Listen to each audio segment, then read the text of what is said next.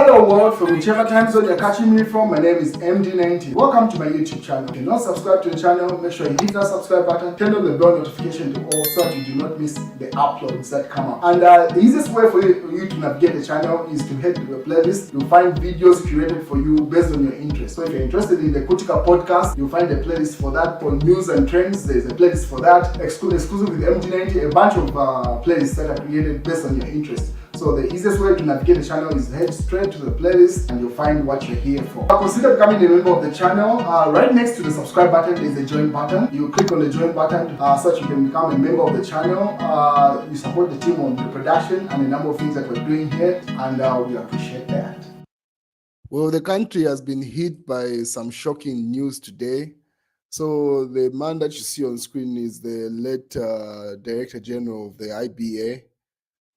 So some news was reported to the police. Let me give you the details based off the report from the police. But the man that you see on screen is now late, and he was killed under some circumstances that are not quite clear, and details are coming.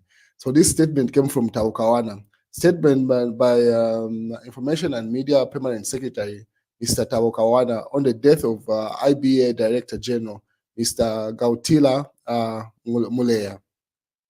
So it is with deep sorrow that we announce the passing of our Director General, Mr. Gautila Mulea, who was found deceased this morning. The family became concerned last night around 21 hours when he did not return home and began to search for him. His body was later today discovered in Njolwe area with 2 gunshot wounds. Government urges the police to quickly and thoroughly investigate the circumstances surrounding this unfortunate death. We extend our heartfelt condolences to the family during these difficult times. Our thoughts and prayers are with them as they navigate through this profound loss. And he signs it off, the original copy, Tawagawana, Permanent Secretary, Minister of Information and Media, 24th July 2024. So that, and then PF allege these were the last photos of the IBA alleged director. So that's the gentleman in the center. So the PF said the IBA Director General Gautila Mulea in the middle, last seen. So they say this was his last meeting prior to that incident. That's allegedly, because that's not confirmed by either people in that picture. Another statement came from the police spokesperson, Ray Amonga. So murder incident, July 24th, 2024, Woodlands Police Station today on July 24th at approximately 10:30 hours received a report via phone call from a concerned member of the public in Njolwe area who reported that during the night of July 23rd, 2024, at around 20 hours, he observed a vehicle which he assumed to be a Prado with its doors open. Shortly thereafter, he heard 2 gunshots.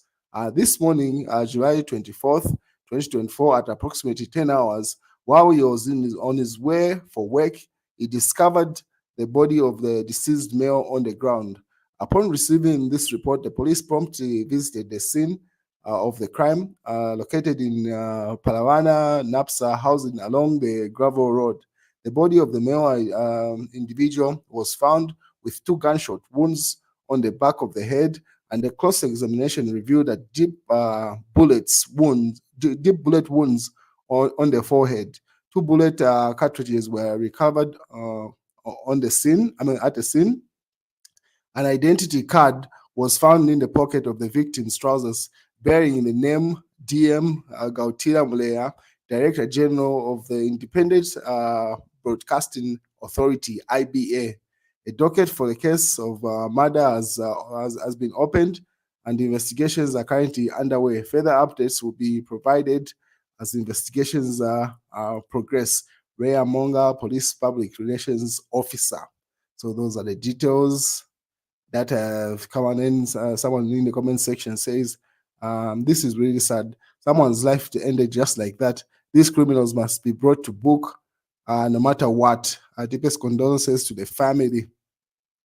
So those are some of the pictures that were shared by the Patriotic Front of the late Director General of the IBA.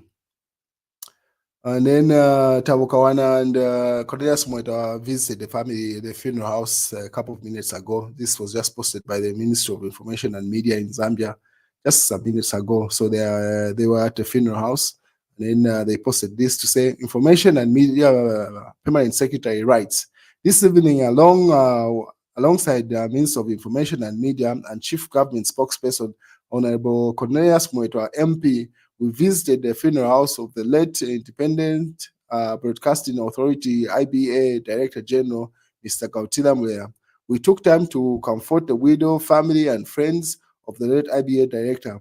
We taught the family to look up to God for direction in this time of sorrow, assured that the police are actively investigating the murder case. May his soul rest in peace. And then he signs it off, Tabukawana, Permanent Secretary, Ministry of Information. So these are some of the pictures that came from that meeting where Cornelius Mweta and Tabukawana visited the family. Very sad incident. And the police should not let this case just grow cold. And this should not become normal in Zambia, pretty much. Yeah, yes, we've got our own version of crime, but this level of gunshots and this is not what we are used to. So the police should promptly investigate this and bring it to a close. Look at, and it's clearly he was a breadwinner of this family. Western life like that is not what we're known for as Zambians. So that's Tabukawana and Cornelius Mweta comforting the family of the late IBA director. But then again, just when the country was moving on from this news, it seems like Silvia Masebo was not done with the nation. So if you remember, she's been trending for pretty much the entire week. She's carried the news cycle for a week plus, if I'm not mistaken. And then just when you thought, no, okay, fine, we are done with the Silvia Masebo news, no, we are not. She decided to do a live stream today, and then a lot happened during that live stream. Yeah, I'll show. So this is what happened. This was posted by the Smart Eagles. So they say, Masebo quarrels with volunteers. She promised jobs while she was minister. She was live on former Ministry of Health Zambia Facebook page, and she was handing over to a new minister. So they are let me just show you the video. So you be the judge. You can't even explain what the purpose of this particular meeting was. But anyway, let me show you the video. You are objective enough to judge what's going on here. So just stand by as I play you this video. I'm sorry for you. If this is how we are going to behave, I feel sorry for you. Because first of all, I'm the only one who knows your story. And I'm no longer in the Ministry of Health. And when I leave today, I will leave to the new minister who doesn't know your story. Instead of using this opportunity to solve these problems, you want to bring politics. It will not change anything. It will not change anything. Let me tell you now. So let me have quiet. Don't think you can come here, that money. You think you can come here and start getting this behavior? And let me tell you something. Mr. Manigi. Minister of Health, want to wait for the Minister of Health, you have to be behaved. You can't go and wait in the hospital the way I've seen the behavior of some of you. So that was the meeting, ladies and gentlemen. I don't know what you make of that. I seriously do not know what the purpose of this particular meeting was. The president has handed over the ministry to the gentleman that was standing beside her. So this handover and the live stream where she's pretty much it's a condescending nature of where to say I'm the only person that knows your grievances. This new minister does not know your grievances. What does that mean, honestly? Ish, man. And then now she walks over and tries to start quarreling with the volunteers. You just don't even know what's going on here. So because if the minister decided to get involved, the new minister who was standing beside her there, it will just look like now you're holding back a woman who's trying to fight someone. I honestly do not get the point of this particular handover or meeting, because all she had to do was simply leave the office, and obviously there are other members of staff that know the details. So for her to say, no, I'm the only person that knows the grievances, and if I leave, this new minister doesn't know. Whoever is advising her, I don't even know the purpose of that. And then somebody, their friend Mulawa says, I'm new PND, but I'm new PND, but I can't support this minister's language. These people sacrificed their lives just to help people who were dying of cholera. As a minister, she's supposed to be calm and address the matter amicably. So I don't even know which group of volunteers are these that did not get employed, because I remember at some point President Hakainde had employed some volunteers. So it could be the ones that were exempt from that list that went to complain right before Masebo left. But anyway, the way she handled the situation, man, no way. I don't know what the strategy there is. And obviously, you can see the other comments that respond to that, but nah, that's not it. Obviously, Mano Mwamba says, President Hichilema must fire Silvia Masebo. Honestly, at this point, the president is now compelled to fire Masebo, because I honestly do not see the purpose of this particular meeting and live stream that they had at Ministry of Health. She's supposed to be at Ministry of Lands. It's more or less like trying to prove a point to the general public to say there's nothing you can do about me. Because one of the quotes in the video that Emmanuel Mwamba posted, the full video, I only showed you like a minute's video. So he says, Silvia Masebo threatens health workers. I can have you fired even when I'm not here. End of quote, as part of that video. So then one would ask to say, how can she have people in the Ministry of Health fired? She's not the president, and neither is she the vice president. And there's a new minister in the Ministry of Health. She's now been given a different portfolio in the Ministry of Land. So how can she have people in a different ministry fired? You guys, my subscribers are very connected. I think you're the ones who are supposed to enlighten me at this point. Now I'm lost. What's a leverage within the UPND, a leverage in the cabinet for her to be able to fire people in a ministry that she's not? Hey, I'm sure some of you are well connected. You should be able to know those details, because now I'm lost. I might be the only person that doesn't understand this, because what I know is that this ministry has got a new Ministry of Health with a new portfolio. So for myself to say that, in what capacity?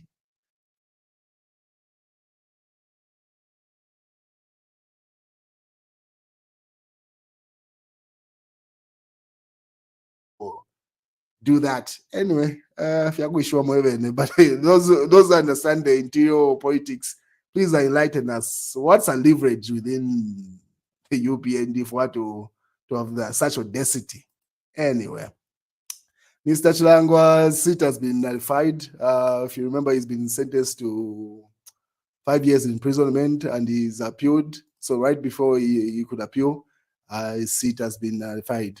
And then Fred Member says he's reporting from Venezuela.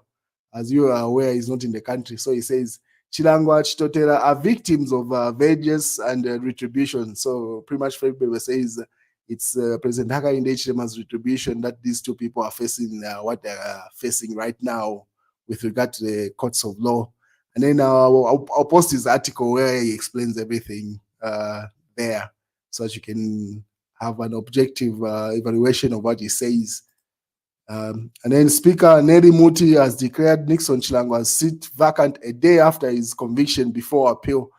I mean, she has to act promptly.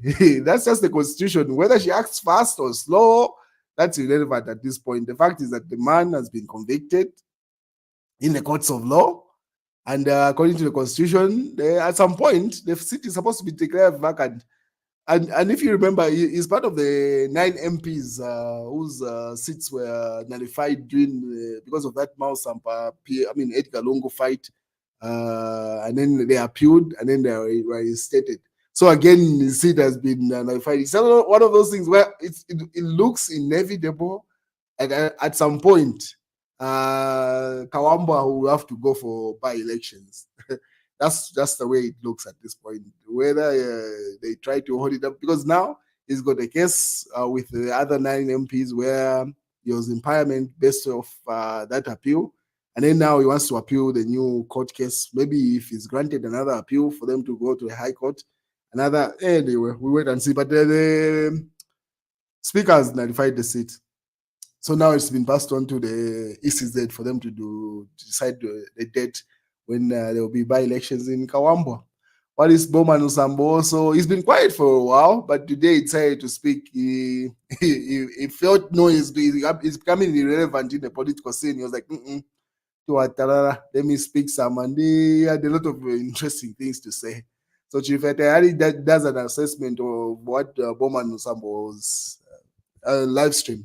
So Chief Etayari says, Bowman Lusambo's bootlicking antics go to America and donates $1,000 to Donald Trump's campaign. So and then he highlights the things. Say, one, meaning Bowman Lusambo, he has asked Hakainde Hichilema to fire a number of ministers. That's what Bowman Lusambo was asking in his live stream. 2, then he went and took a plane in his head to talk about other countries in internal politics. That's 2. Finally, he landed in America and wished Donald Trump a quick recovery after that assassination attempt. And then 4, he further nicknamed Donald Trump as a bulldozer. So pretty much likening Donald Trump to himself there. And then 5, to show that he is not just completely finished financially, he offered $1,000 to Donald Trump's campaign. So then you see, and then meanwhile, you could see subliminally touching on the UPN door to see if there is any opening for him to enter. Like he said, if President Hichilema wants some of us to help him, we are here. He can even call me today. He has my number. So it's more like you're sending a message to President Hakainde Hichilema. If there's a vacancy, he's hoping for some vacancy. He's willing to work with him. Further, some of the extracts from Bowman Lusambo's stream, was like, fire Masebo, fire Kabuswe, fire Mutolo, and also recall Vanalumango. They are let down. So he highlights a number of people. I don't know about the others, but Masebo is definitely, from their actions, she could have just gone quiet. I don't know why he wants Kabuswe to be fired, or Mutolo and the vice president. And last I checked, vice president is a running mate. You cannot fire her. Even if you fire from the party, she will still function as the national vice president. So I don't see that happening anytime soon. But I feel Bowman Lusambo's move was simply a strategy for him to stay relevant on the political scene, because he's been quiet. Aside from him having court cases here and there, he has not commented on any national issue. So this was the right platform for him to say, I'm still here, and then stay up what everyone is talking about him. Say some radical things and do some radical things where he's there. Bowman Lusambo donates $1,000 to Donald Trump's election campaign. And then someone in the comment section asks, say, the heavyweight politician.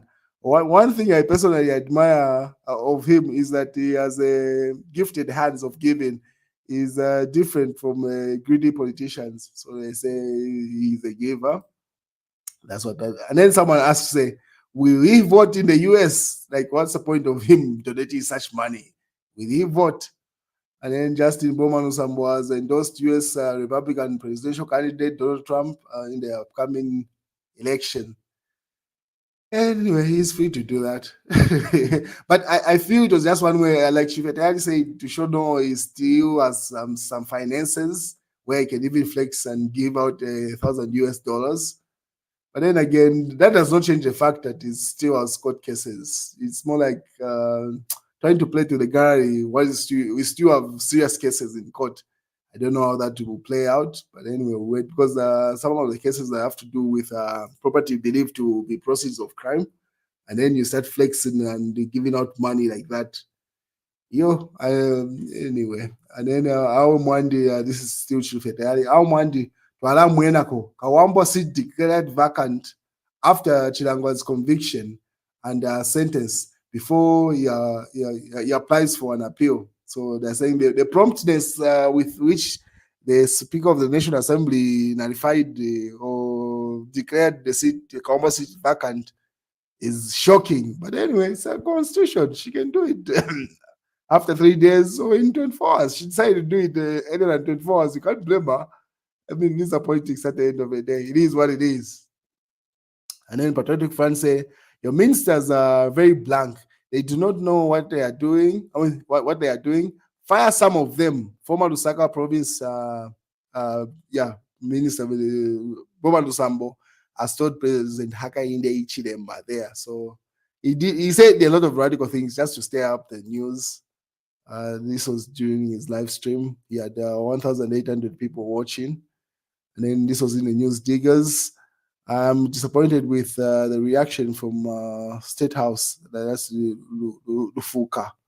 And then HH has created a vacuum at the Anti-Corruption Commission. This is in the news diggers. What else is in the papers? This is in the Daily Nation. HH directs Disaster Management Unit and the FRA to up their game. This is where you had said the chiefs are supposed to receive the maize inputs. Should be around September or October, thereabout. Daily Liberation. Musa, an accomplice to wrongs, State House. So, when he says State House knows that his board was not part of the wrongs. So this back and forth, it has not played out well for Musa Mwenye, if you remember. Like he cannot start talking after he get fired. So he does not have the public on his side. That's what it is. So whatever will come from State House, people will side with State House. It makes sense anyway. You are in the team, you did not say anything, and then now that you get out, now you want to become like a whistleblower. So it's not landing as he expected it. People are not buying it. So if he knew all that stuff, if he had resigned, it would have made more sense. People would have been on his side, not where you get dissolved and then you say, "No, I've got bombshells and excuses." And then this is in the mass newspaper. HH must trade carefully with pharmaceuticals, animal hunting, mining, fertilizer, and fuel cartels. Sikaile says. So that's in the mass newspaper. Obviously, the Egyptian drug deal was illegal, as you expect. This has to do with Silvia Masebo news. Anyway, maybe she just wants to say in the news, but yeah, she's making a lot of moves that she's daring President Hakainde Hichilema to say, well, it's coming off like you cannot do anything to me because those actions where you start addressing a ministry that you no longer have authority of. Anyway, Sean Tembo had this to say. He says, truth be told, my first choice for the UKA candidate is Edgar Chagwalungu. My second choice is Sean Tembo. He means himself. So our primary objective is to win. Otherwise, if we fail to win, Barry will have us. We will have all of us locked up for flimsy charges soon. Anyway, the future is Sean Tembo. He says there. So it seems like Sean Tembo is endorsing Edgar Chagwalungu as his candidate or pick from that alliance that they have, the UKA alliance. And if it's not him, if it's not Edgar Lungu, it has to be Sean Tembo. These are cracks now that are showing up because they have not addressed who's going to be their presidential candidate. So you might disregard Sean Tembo to be like a joker at this point, but that's the big elephant in the room, in the UKA alliance. If they do not pick a candidate when time comes and the others do not agree with him, that's where that thing is going to fall apart. That's why you've seen people like KBF have stayed away from UKA. What's his name? The socialist guy, the one who's in Venezuela. Fred Membe. He's also stayed away from there because it's kind of obvious where you do not address the bone of contention and then you're just addressing other things. They need a candidate. And all the members should agree and endorse that candidate. If they don't, they're just playing around. Anyway, we'll wait and see. I hope they have some strategy. But you've heard it from Sean Tembo. He says if it's not Edgar Lungu who's going to be their candidate, it has to be himself. There you go. Fred Membe further on went to say, he even tagged the president here. Mr.